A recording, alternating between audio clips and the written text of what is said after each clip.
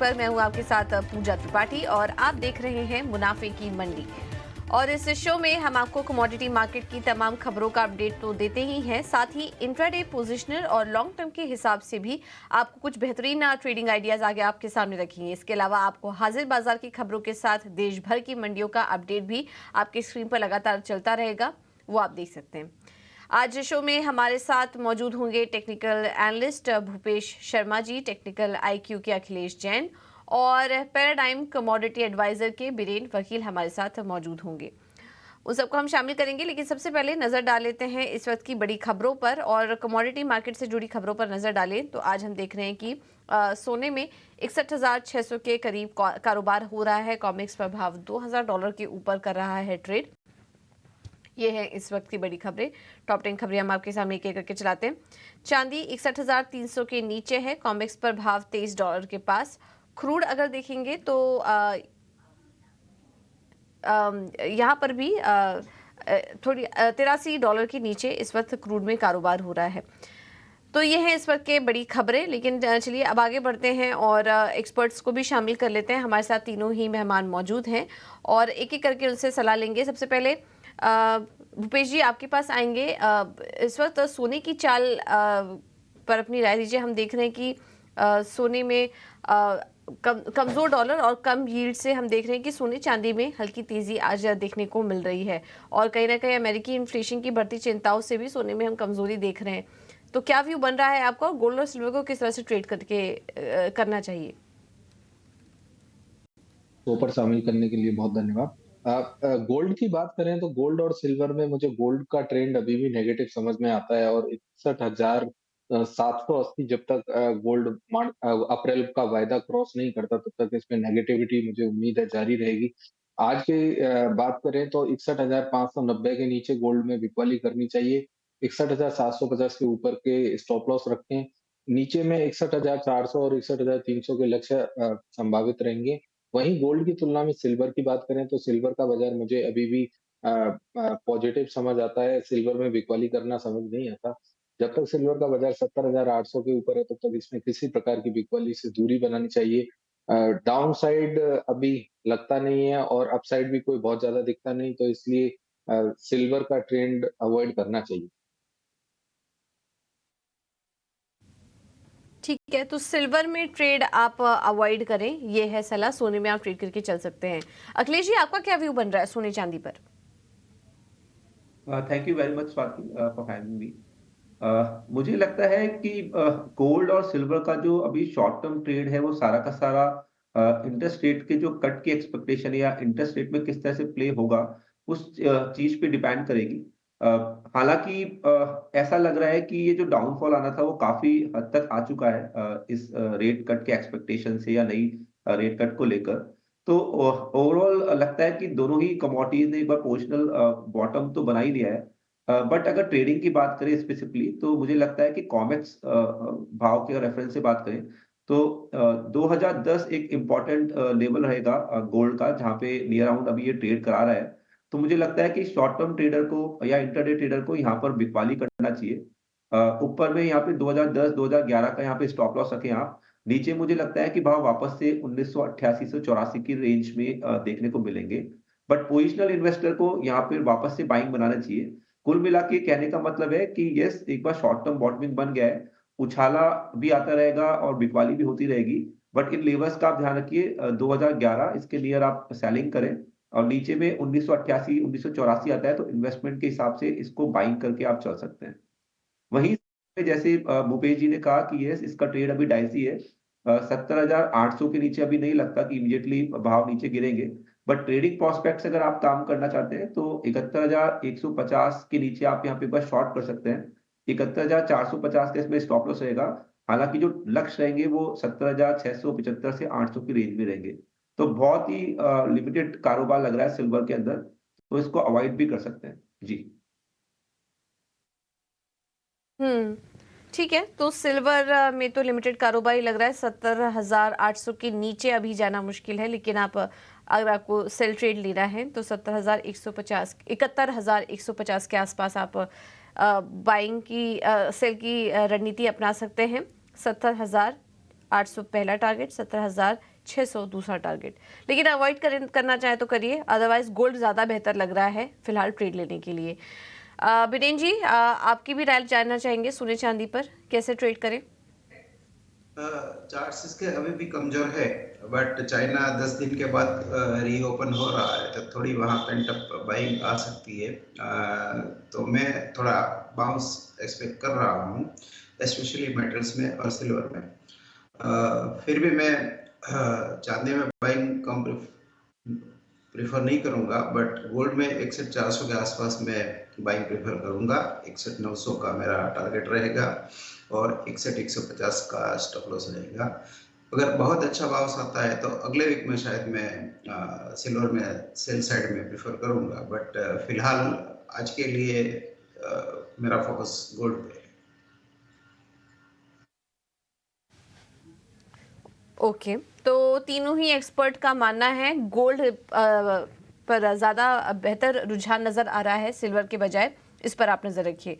अब बात करते हैं कच्चे तेल की, और थोड़ा दबाव यहाँ पर दिखाई दे रहा है क्रूड में।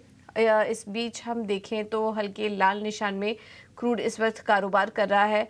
आईईए की रिपोर्ट आई जिसमें कि उनका कहना था कि ग्लोबल डिमांड थोड़ी कमज़ोर नज़र आ रही है, लेकिन उसका असर ज़्यादा दिखाई नहीं दिया, क्योंकि डॉलर में भी हम देख रहे हैं कि हल्की गिरावट है। इस वजह से कच्चे तेल की तेज़ी को एक सपोर्ट भी मिल रहा था। इस वक्त भी देखें तो 6,595 के पास इस वक्त कारोबार कर रहा है, तो हल्की तेज़ी लौटी ज़रूर है। लेकिन भूपेश जी, आपसे समझना चाहेंगे, ये आईईए की जो रिपोर्ट आई है इसे आप कैसे देख रहे हैं? आने वाले समय में क्या इसका कुछ इम्पैक्ट पड़ सकता है कच्चे तेल की चाल पर? आईएई की रिपोर्ट के विषय में चर्चा करें तो मैं कहना चाहूंगा कि अ, ये एक फ्यूचर के लिए फोरकास्ट है, और इस तरीके के फोरकास्ट है ना पास्ट में भी आते रहे हैं, परंतु हम अगर ट्रेडिंग प्रोस्पेक्ट की बात करें तो ट्रेडिंग प्रोस्पेक्ट के हिसाब से अभी हाल फिलहाल पिछले 3 वीक से लगभग क्रूड का चार्ट पॉजिटिव ट्रेड कर रहा है, और जब तक क्रूड का बाजार वेरी शॉर्ट टर्म में 6,350 नहीं तोड़ता, तब तक इसमें किसी प्रकार की मंदी से दूरी बनानी चाहिए। और नीचे में अगर लॉन्गर टर्म की बात करें तो 6,000 के नीचे जब तक नहीं जाता, तब तक इसमें एक बार जो बुलिश ट्रेंड बना हुआ है वो इंटैक्ट रहने की संभावना। ओके, तो फिलहाल बुलिश ट्रेंड जारी रह सकता है जब तक 6,000 के नीचे ना निकले, तब तक कुछ बिकवाली का राय नहीं है इस वक्त कच्चे तेल पर। अखिलेश जी, आप भी सलाह दीजिए, क्रूड में की चाल आपको कैसी नजर आ रही है? देखिए, इसमें जो कंसर्न बना हुआ है, जो प्राइसेस के अंदर काफी ज्यादा इंपॉर्टेंट रोल प्ले कर रहा है, वो रेड सी में जो टेंशन चल रही है, वो कंटिन्यूस बेसिस पे अभी तक वहां से कोई सॉल्यूशन निकल के नहीं आ रहा है। और वहीं यहाँ पे थोड़ा सा कॉन्ट्राडिक्टर है, एआई के अकॉर्डिंग जहाँ डिमांड का कम होना बताया जा रहा है, बट ओपेक ग्रुप बता रहा है कि डिमांड्स काफी ज्यादा बढ़िया रहेगी 2024 के अंदर। तो वहां पे कॉन्ट्राडिक्शन है, जिसके कारण प्राइसेस थोड़ा-सा फ्लक्चुएट कर रहे हैं। और बट रेड सी का जो मेन कंसर्न है, उसके कारण और रेट जो एक्सपेक्टेशन है कि रेट कट्स होंगे सूनर, तो वो एक पॉजिटिव चाल के लिए रिस्पॉन्सिबल है क्रूड की। तो मुझे लगता है कि इसमें जो ओवरऑल जो सिनेरियो है वो तेजी का लग रहा है। शॉर्ट टर्म हो सकता है कि प्राइस एक रेंज में अगर नाइमेक्स क्रूड की बात करें तो 75.45 जिसके आसपास का कल लो हमने देखा था, वहां से लेकर 78.25 के रेंज में रहे। बट जो ओवरऑल मोमेंटम है वो बुलिश ही लग रहा है। अगर मार्च वायदे की बात करें एमसीएक्स के अंदर, तो यहाँ पर एक बार बाइंग करना चाहिए भाव में किसी भी करेक्शन पे 350 से लेकर 64 के रेंज में आप बाय करिए। 6330 का इसमें एक एसएल लगाइए, और ऊपर में मुझे लगता है कि 6530-35 से लेकर 6600 तक के लक्ष्य यहाँ पे देखने को मिलेंगे।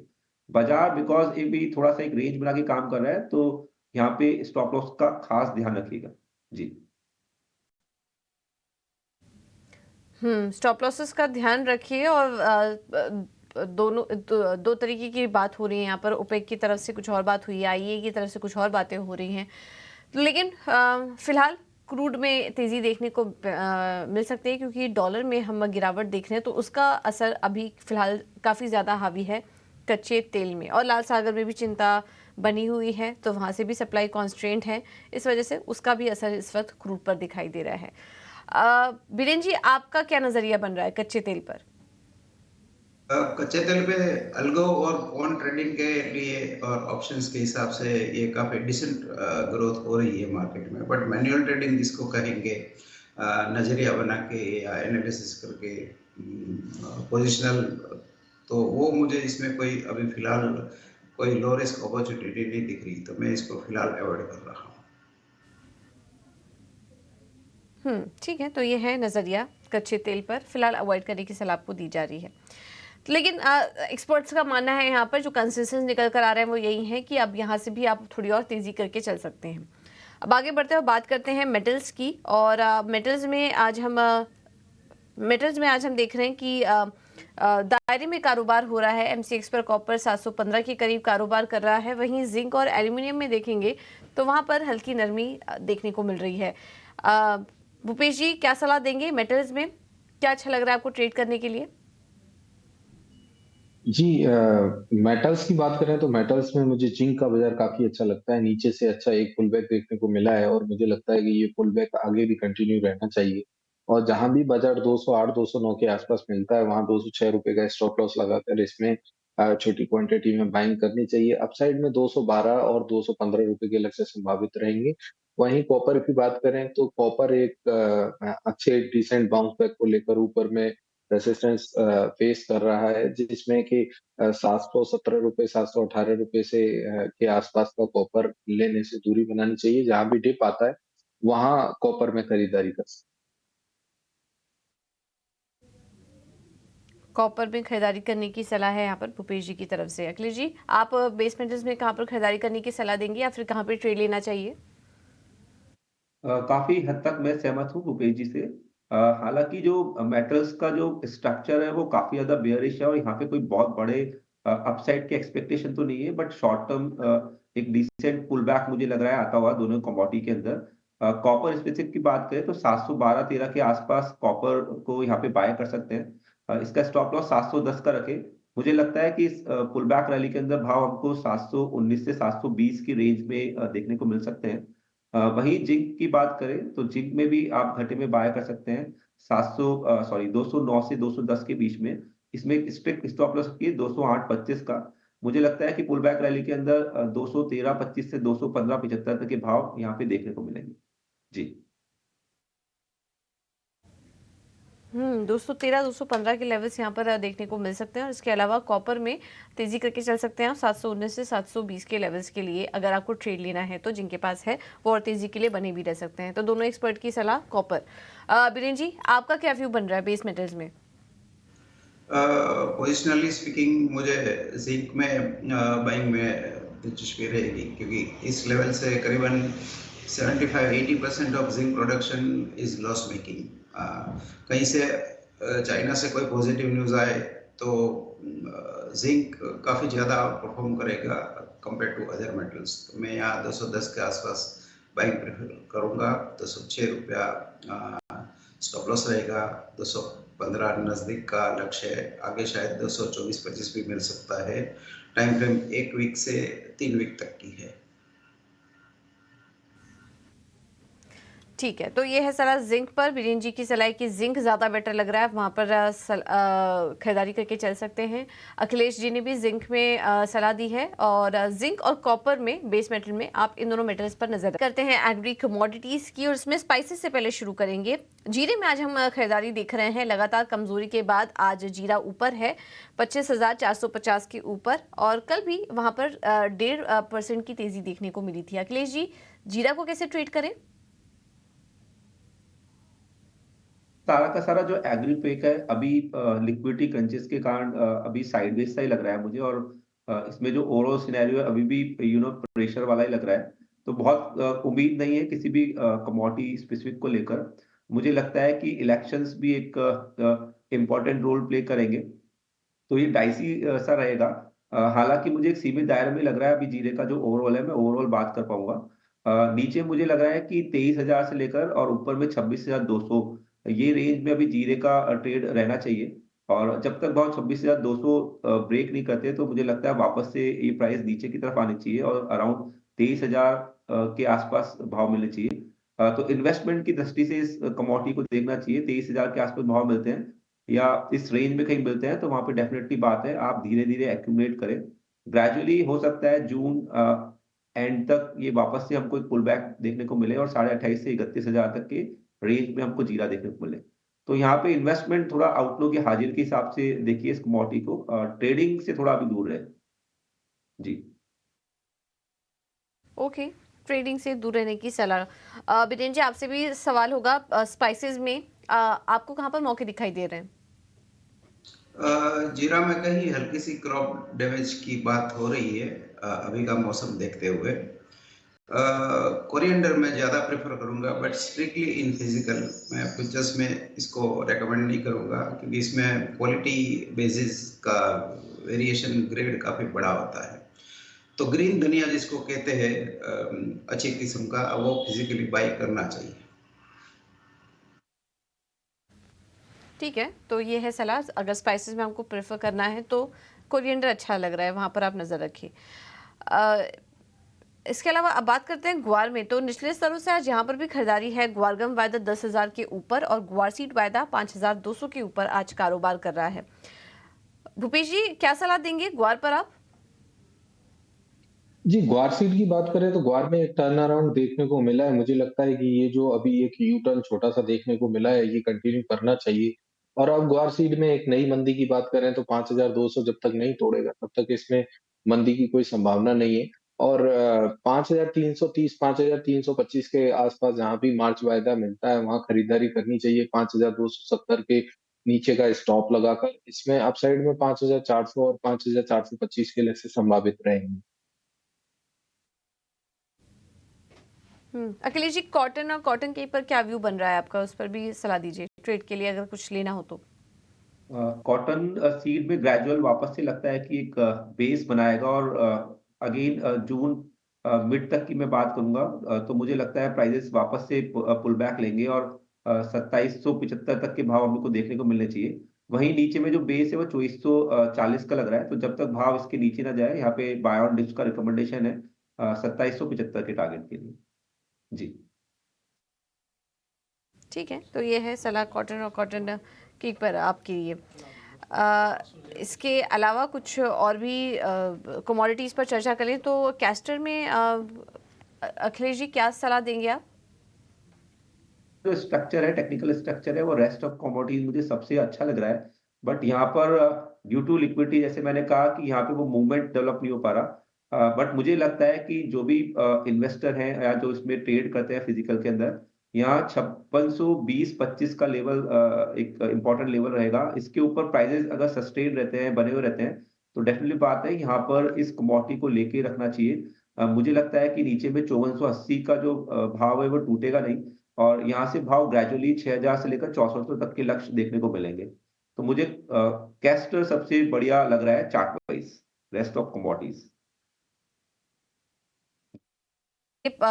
समय की थोड़ी कमी है, फिलहाल इतना ही चर्चा हम कर पाएंगे, लेकिन सभी एक्सपर्ट का बहुत बहुत धन्यवाद आप सभी का। वीरेन जी, भूपेश जी, अखिलेश जी, आपने समय दिया अपना, तमाम कमोडिटीज़ पर अपनी राय दी, बहुत बहुत धन्यवाद उसका।